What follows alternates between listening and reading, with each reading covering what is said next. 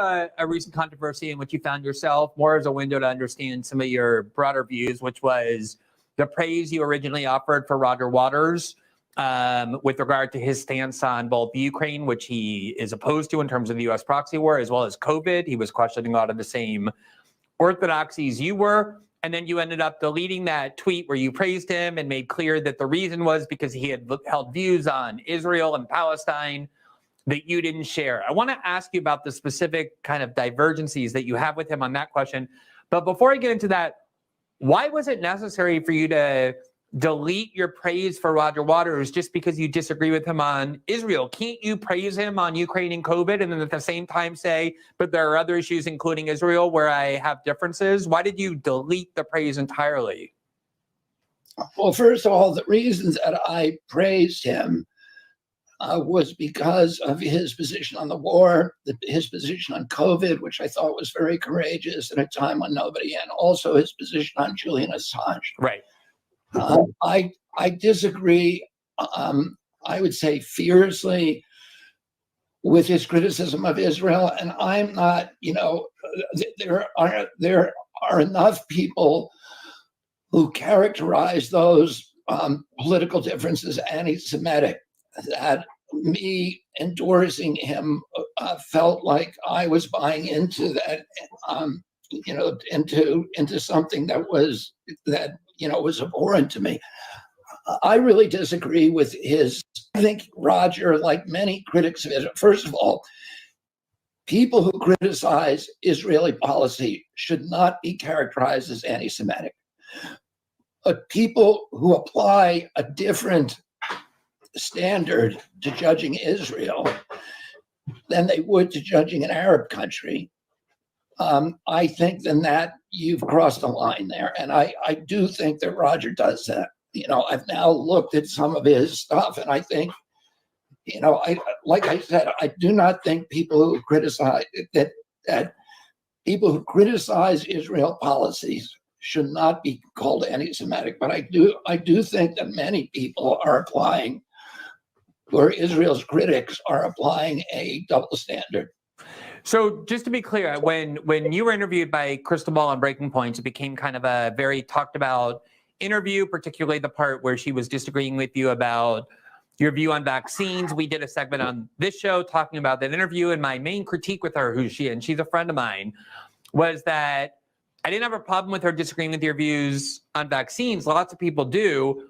She described it, though, as a red line, which seemed to me her way of saying, I don't disagree with you here, but you're so far beyond the pale about an issue that I regard as so sacred that the fact that I disagree with you here means you're basically off limits, like you're radioactive. You're not susceptible to consideration for support no matter what, in a way that, say, Joe Biden wouldn't be.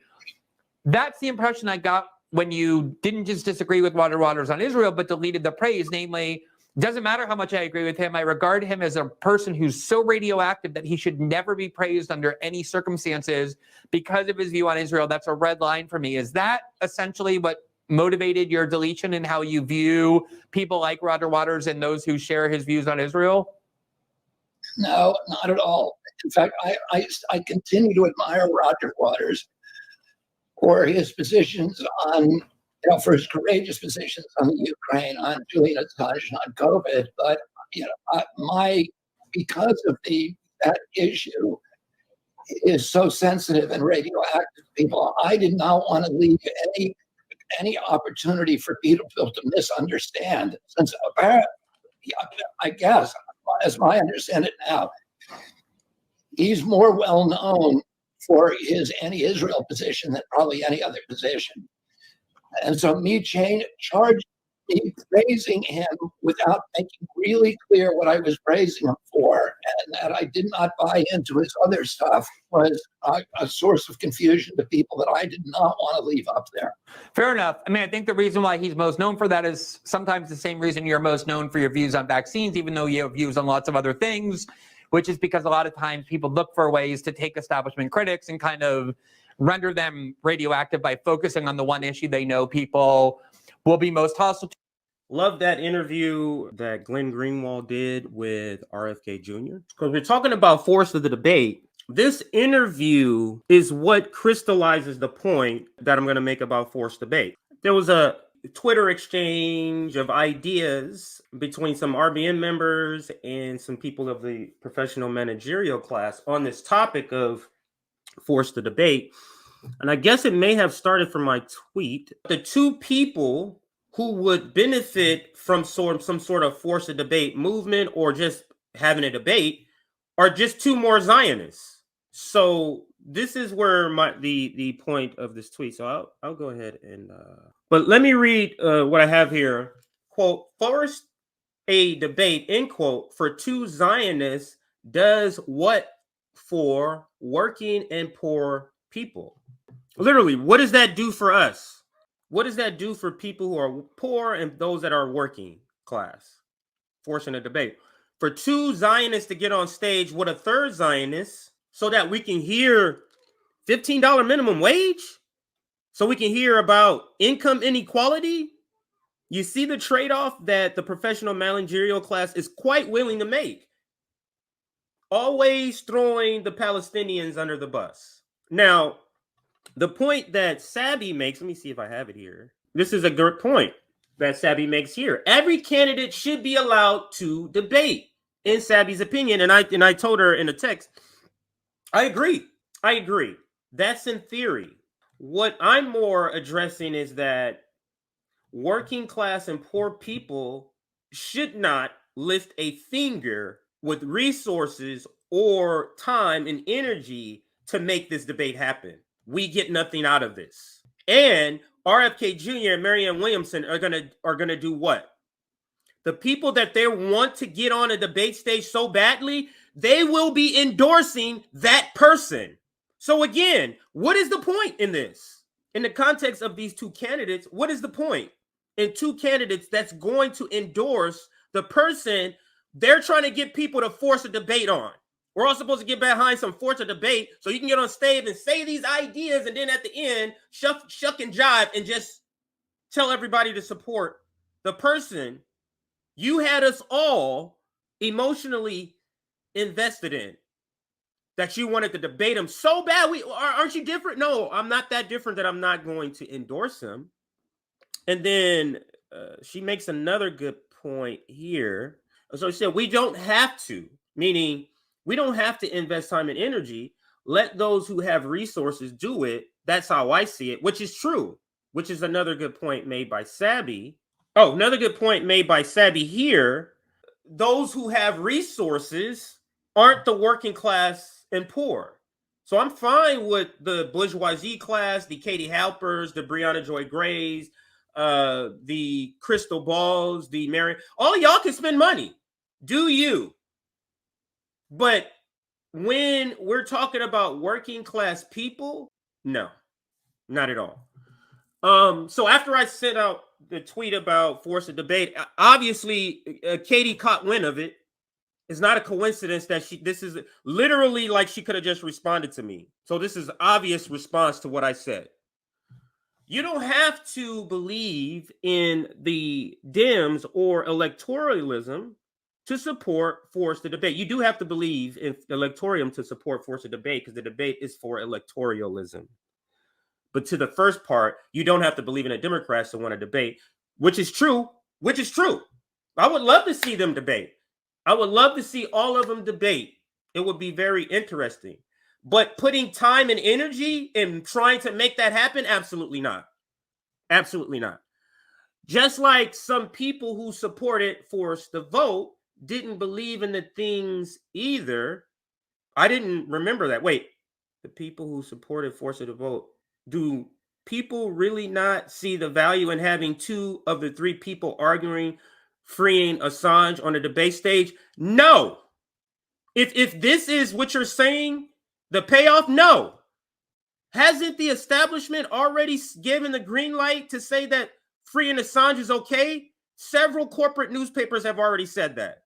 So, no. Is, poor and working class people coming out, providing their time and resources to get in there, and what they're getting is somebody interjecting Assange on a debate stage? No, not when they agree with them on Palestine, not when they agree with them on Ukraine. No, that's not a good trade-off. That is absolutely not a good trade-off. Because I want to keep interjecting. Understand, these are Zionists. These are Zionists, and this was my response to Katie. Forced debate is about pushing bourgeoisie rigged politics, which is what American politics is. This is why the DSA is primarily, and the left per se, political wise, is primarily made of middle class and or the professional managerial class. So American politics is bourgeoisie politics. Ajamu has been on here once. I think he said it a couple of times when he was here. So again, the point is not whether or not a debate should happen. The point is whether or not working class and poor people should participate in efforts to make a debate happen, with just to add two Zionists on. And that's no. But what I said was forced debate is about pushing bourgeoisie rigged politics. No one in the working class should be supporting forcing a debate so that two more Zionists can be on stage. Stop putting your energy into rigged elections or rigged politics and put that energy into your community. And that's my only point. Marianne Williamson delusional syndrome is a new thing I just coined. Marianne Williamson supporters are pointing out RFK Jr.'s awful takes on Palestine as if it will bring Marianne Williamson more supporters. This has really been very fascinating to me to see this. The same video that I played earlier with RFK and Glenn Greenwald, I've been seeing multiple like Marianne Williamson supporters calling, like, quote tweeting and calling this out. And it's very bizarre because do they not know that Marianne Williamson is a Zionist also? It's just weird to me. Have you forgot Marianne Williamson is a Zionist also? Why would RFK supporters who are switching from him, by the way, because of his Israel stand, why would they go to Marianne Williamson, who's also a Zionist, instead of switching to, say, Dr. Cornel West, who isn't a Zionist? Just very bizarre. But like I said, that's a side point to what we're talking about here. Now, this other video, and that's our elder Margaret Kimberly saying this about the appearance of RFK on System Update. RFK says that Palestinians pledged destruction of Jewish people. What a self-serving little coward and liar who sounds like every Democrat and Republican president. Please stop claiming he is different. And let's see what triggered her. This is a shorter clip. Let's see what triggered Margaret.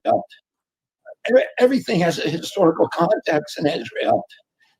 And if you look at why we don't have a two-state solution in Israel, which everybody now says they want, but both in 1947 and 1947, 1948, and then again in 2001, it was the Palestinian leadership that walked away from a two-state solution and pledged itself to the.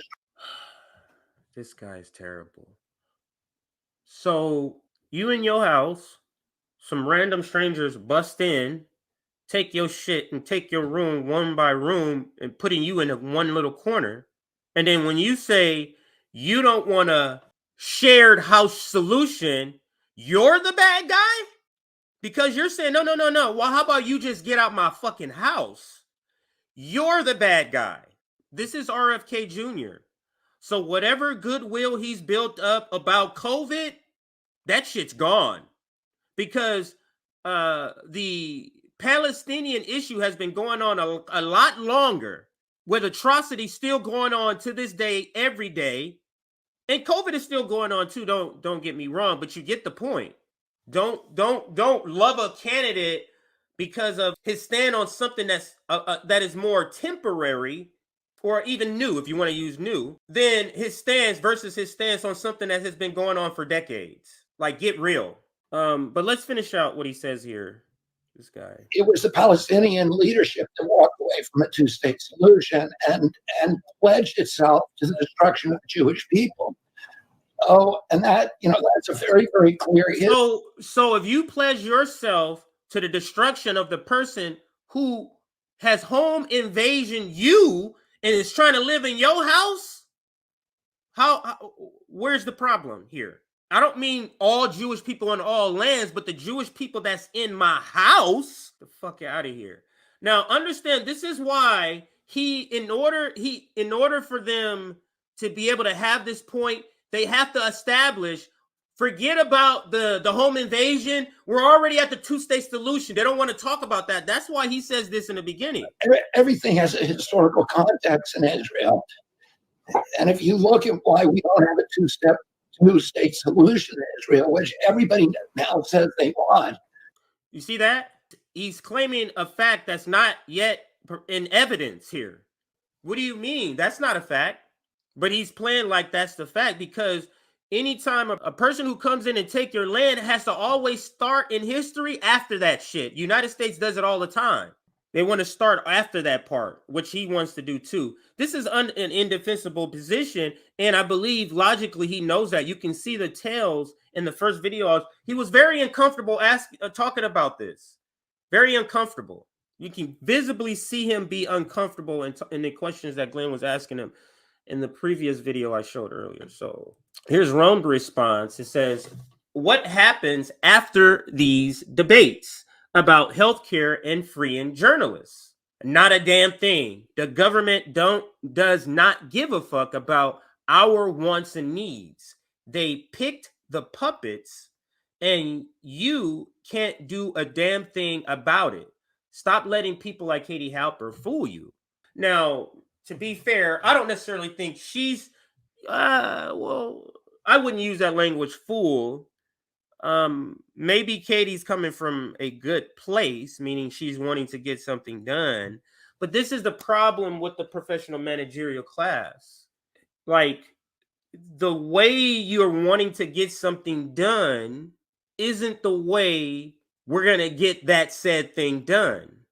Going through the Democratic Party is not that. So this is why I say it doesn't matter what a progressive Democrat believes as an individual candidate, because it matters what your team believes. It literally matters what your team believes. So if we're gonna elect, Nina Turner, and she's like, oh, she's not for defund the police. Maybe she's a bad one. A person who's for defund the police, like, what does that do? What does that do when the team she's joining is not for that? They're explicitly against it.